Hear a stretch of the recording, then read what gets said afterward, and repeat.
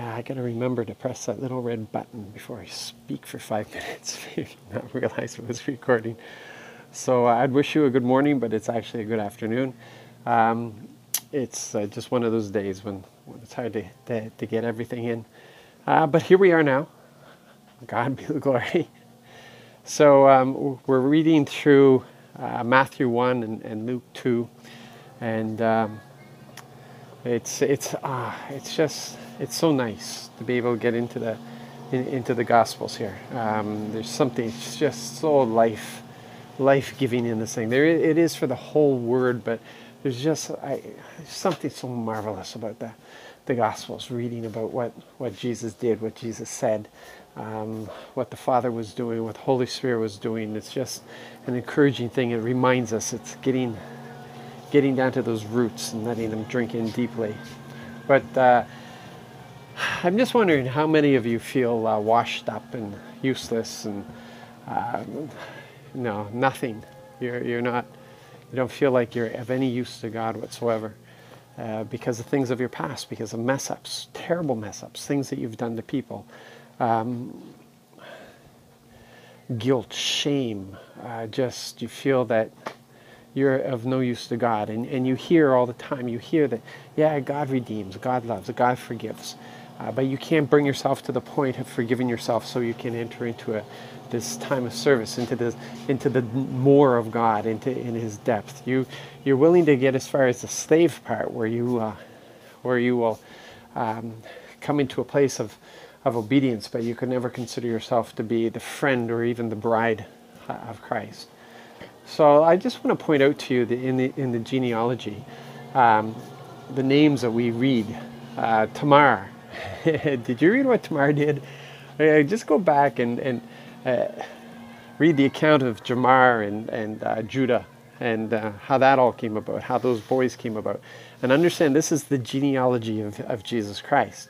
But God redeemed that. God redeemed that whole situation.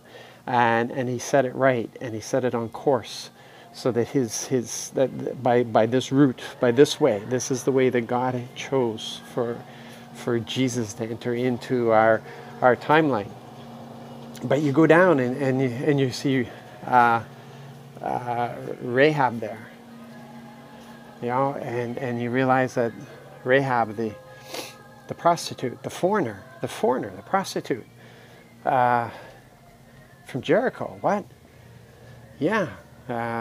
She married Solomon, and they had kids, and God redeemed that situation. No longer a prostitute, no longer a foreigner, but accepted in not only into Israel, but into this genealogy.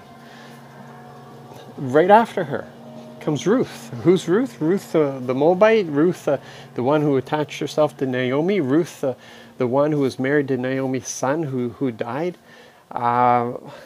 She's a foreigner. She's a foreigner. What is she doing here? Isn't it just the purebloods?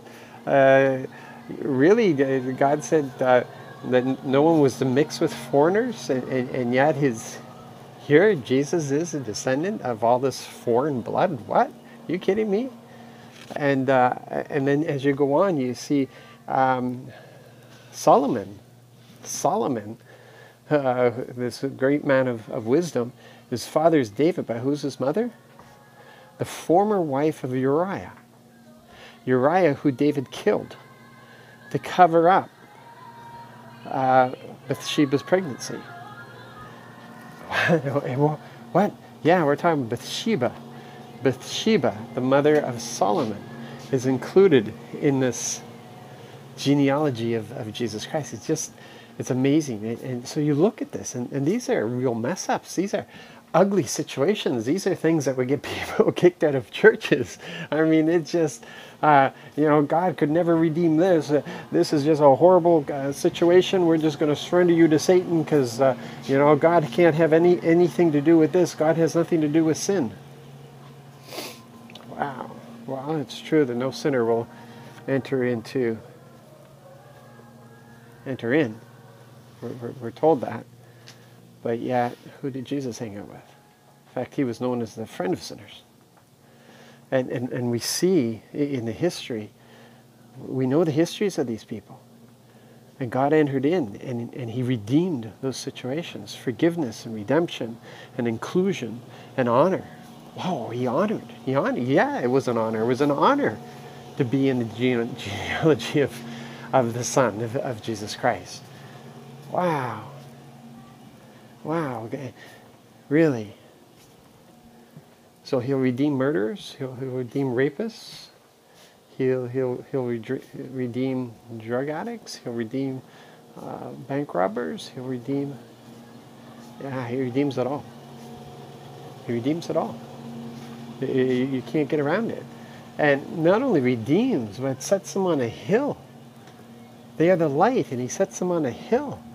And despite their past, he uses them to draw people to Jesus Christ. That's just amazing stuff. He includes them in his warriors. He includes them in their mighty men and mighty women. He includes them as evangelists and teachers and mothers and fathers and pastors, preachers, teachers, apostles. And come on, one of the greatest sinners was Peter. Peter denied Jesus Christ.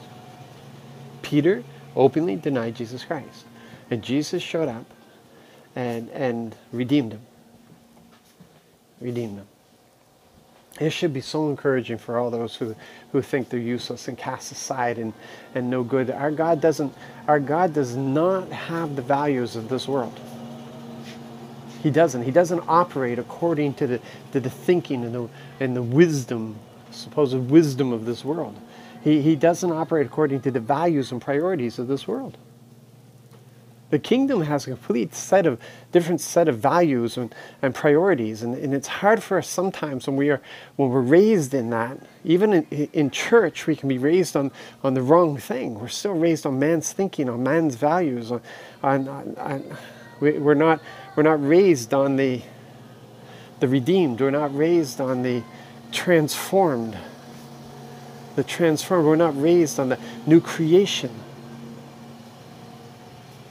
We're raised on the new Old Testament. We're raised on doing what we think is best.